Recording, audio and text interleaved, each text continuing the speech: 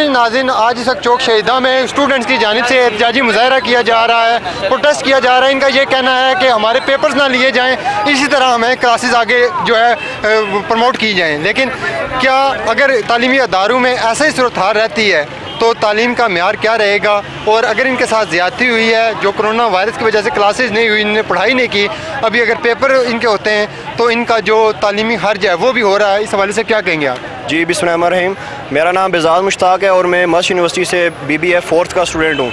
तो मुझे रात को कॉल आई थी इन भैयों की, छोटे भैया हैं, सारे हमारे अजीज़ हैं। ये कह रहे थे कि इस तरह से हमारी क्लासेस जितनी भी हुई हैं वो सब ऑनलाइन ली गई हैं और मतलब हमारा सिलेबस भी नहीं कवर हुआ, मुकम्मल हमें पढ़ाया भी नहीं गया। लेकिन अब ये लोग कह रहे हैं कि हम आपके 26 तारीख से ना 26 जून से हम आपके पेपर्स लेंगे और वो भी ऑन कैंपस पेपर्स लेंगे। तो ये हरगिज़ नहीं मान रहे। ये वैसे भी बहुत नाइंसाफ़ी है इनके साथ कि क्लासेस आपके ऑनलाइन और पेपर्स आपके ऑन कैंपस लिए जाएँ।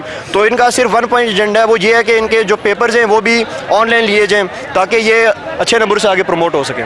बिल्कुल जी, इनका मुतालबा एक जायज़ भी है कि अगर ऑनलाइन क्लासेस हुई हैं तो ऑनलाइन पेपर्स भी होने चाहिए। आप किस क्लास के स्टूडेंट हैं? जी मैं सेकंड ईयर का स्टूडेंट हूँ, KMC से हूँ।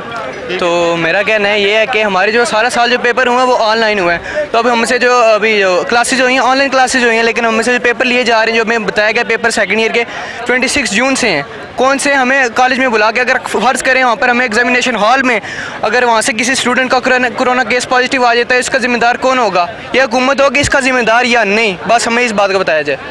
बिल्कुल नाज़रीन, स्टूडेंट्स का ये प्रोटेस्ट जो है वो इस वक्त चौक शहीदा में हो रहा था।